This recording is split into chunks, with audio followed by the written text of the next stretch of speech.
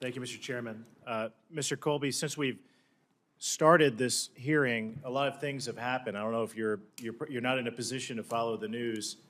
It's laughable to me to hear the Democrats call the meeting in the Oval Office on Friday shameful. And I know I had to step out and go to a Veterans Committee hearing. I had to go vote, but I'm sure I missed a lot of the rhetoric from my Democrat colleagues about the terrible, shameful meeting in the Oval Office on Friday. You might not be aware that 1 hour ago, President Zelensky tweeted.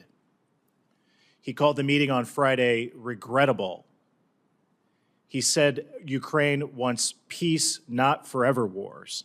He thanked President Trump and America for our support, even for the javelins that President Trump provided in the first Trump term that kept Ukraine on its feet. But here's the kicker. President Zelensky now said 1 hour ago he's ready to come back to America and sign the peace deal, the minerals deal. Is it possible here that President Trump's unconventional approach is actually very effective? Yes, absolutely. I think the proof is in the pudding, and I think that's a really encouraging thing to say. I'm delighted to hear the news that we're making progress, obviously, knock on wood. I also think it shows that, trusting President Trump with these and his kind of particular deputies with this kind of high-level diplomacy is really important. And it's not for me as a nominee to be spouting off and potentially interrupting this kind of progress. It's very encouraging. I know I speak for myself, but I'm pretty confident I know very confident you too. You want peace there. You want the Europe and the Ukraine to be in as good a position as they possibly can be. So that's very encouraging news. It seems like a pattern though with President Trump. Yeah, I think so. I mean, I think he's it's Iran. It's our other enemies abroad.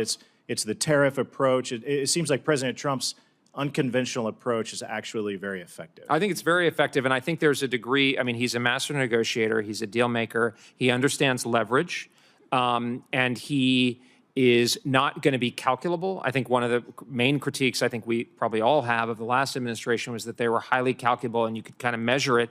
And so the Russians could kind of precisely calibrate it. And after 3 years, almost 3 years of conflict, things were going worse. And I think with President Trump, you have a very different dynamic. You don't know what he's going to do, but you can get a deal with him.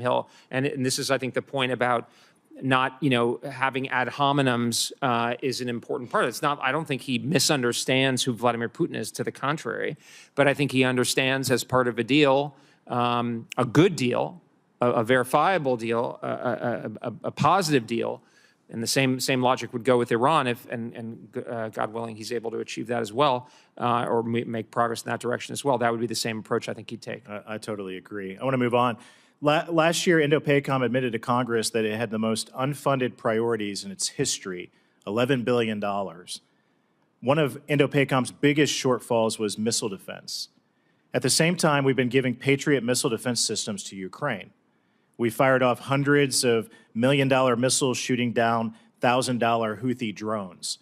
How wise is it to burn through our missile defense stocks in less important parts of the world when INDOPACOM is so desperately short of those weapons? Well, I think, Senator, thanks. This is exactly the problem I'm pointing to. That's not to say that we shouldn't be doing anything in Europe or the Middle East. To the contrary, but it's to say if we all agree that China is the top challenge and China is the most formidable threat, we need to act like it, because especially given what Admiral Paparo and others are saying, and Bill Burns has been saying, that we need to act like this could actually happen. I agree with Secretary Rubio. There is a very real threat under President Trump's, in the term that he's been elected to, given the 2027 date, that God forbid a war could happen. And I agree that President Trump has said that China would not attack Taiwan under his watch. And if confirmed, I would make it my business, my particular business, to give him the military strength to back that up, coupled with the negotiating ability, Senator, that you just referred to. Yeah, on that note, our Navy's not as big as it needs to be. We especially don't have enough Navy ships in the Pacific to counter China's rapidly growing fleet. Despite that, President Biden decided to permanently deploy more Navy ships in Europe to counter Russia, a nation which lost most of its Black Sea fleet to a country without a Navy.